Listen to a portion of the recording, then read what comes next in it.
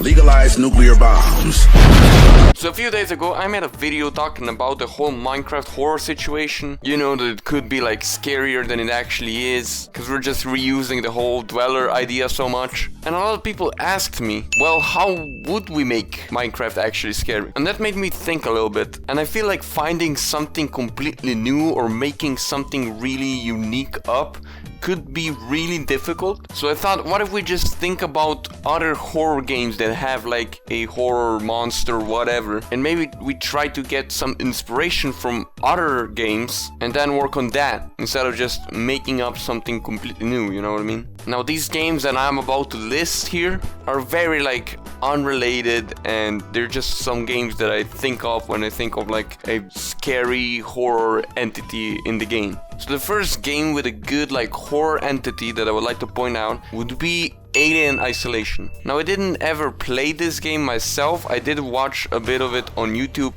when it came out, which was, you know, like 10 years ago I think. But the alien in Alien Isolation is just such a well-made horror entity. Like it feels like it properly stalks the player, and maybe not stalks, but it's looking for the player around the whole map, you know what I mean? And you just have to like sneak around and avoid it, and you can like hear it in the vent, and then you have to hide in time and everything. And I feel like that's kind of what's missing with the whole Minecraft horror mods. It's just like you're spotted and now you're dead.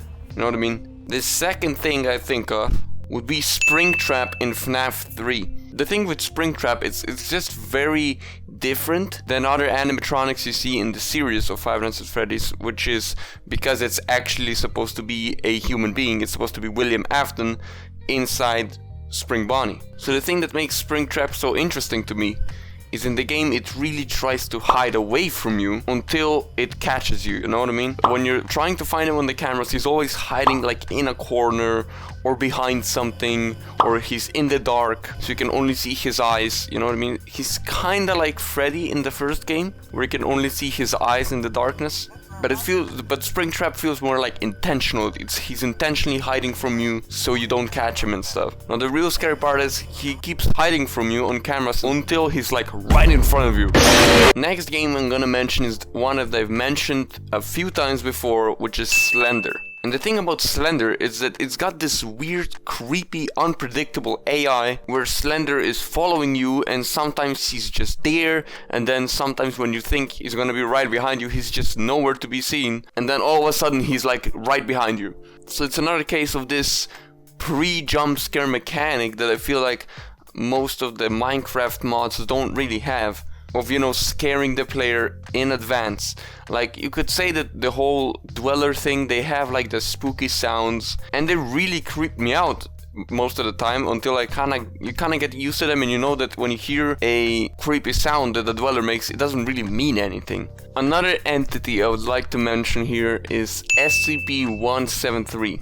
And this is really old, so some of y'all might not be familiar with what the hell this is. But the point of SCP-173 is that it basically does absolutely nothing when you are looking at it. And the only times it moves is when you look away or blink or anything like that.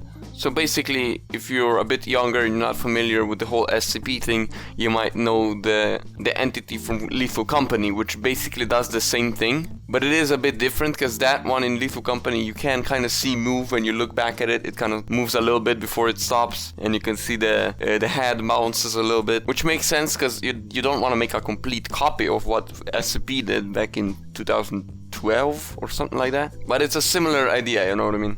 Then another entity I would like to mention is Siren Head. Now the thing with Siren Head is we have Siren Head actually in the game, is in the Box of Horrors mod, but I don't mean like literally Siren Head, I just mean the way Siren Head works, which is basically it imitates like sounds, or it plays sounds of like people or something, right?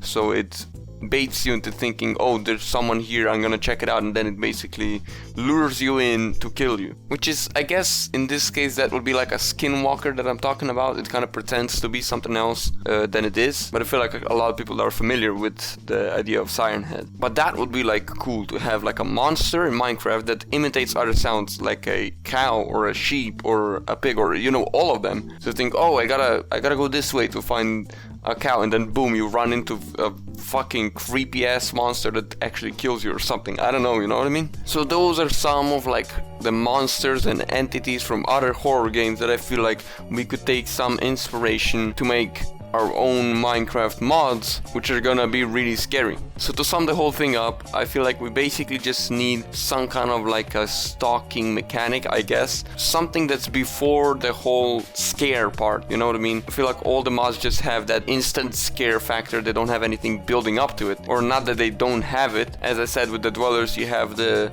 screams and everything happening before you actually see the dweller. But it feels a bit predictable. Like, it's the same sound when a dweller disappears. It's the same sound when it appears, right? So you kind of just already know what every sound means, and I feel like that shouldn't be the case. Anyway, if you have any other like monsters or entities that you know from other horror games that you feel like would be like a good inspiration for other Minecraft mods, make sure you leave them in the comments so like other people that actually make mods can look at them, because the more ideas we get, the more things we can make, you know what I mean? Now, I'm not experienced at all in making any kind of mods, so I'm just trying to, you know, propose some ideas to what other people that are mod creators can make. That's all I'm gonna for me to what?